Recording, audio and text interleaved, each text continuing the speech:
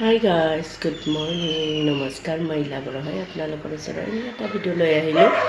আজি ৰাতিপুৱাই উঠি মই কি বনাব লৈছোঁ, বাকী বেলেগ একো কাম কৰা নাই। মানে আজি 9টাৰ পৰা কেছ এটা আছে, মানে এটা নহয় 5টা আছে, 9টাৰ পৰাই হ'ব।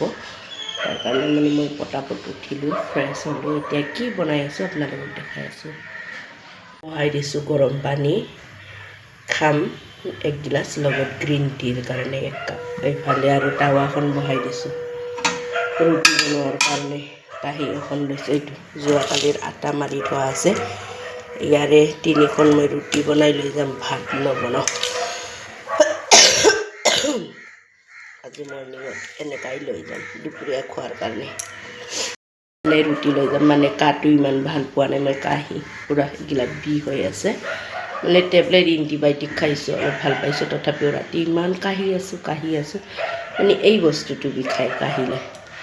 আপোনালোকে অলৰেডি গম পালে মই কি বনাই আছোঁ। আৰু ৰাতিৰে চয়াবিন আলু সেনেকা আছে, সেইটো গৰম কৰি সেনেকাই লৈ যাম। আজি একো নবনাওঁ, পূৰা জিভাটোৰ কাৰণে মানে সোৱাদ একো নাপাওঁ আজি মৰ্ণিঙত। এইটোৱে মৰ্ণিং মানে টিফিন। আপোনালোকে যদি মোৰ ভিডিঅ'টো চাই ভাল লাগে, লাইক কৰিব, কমেণ্ট কৰিব, শ্বেয়াৰ কৰিব।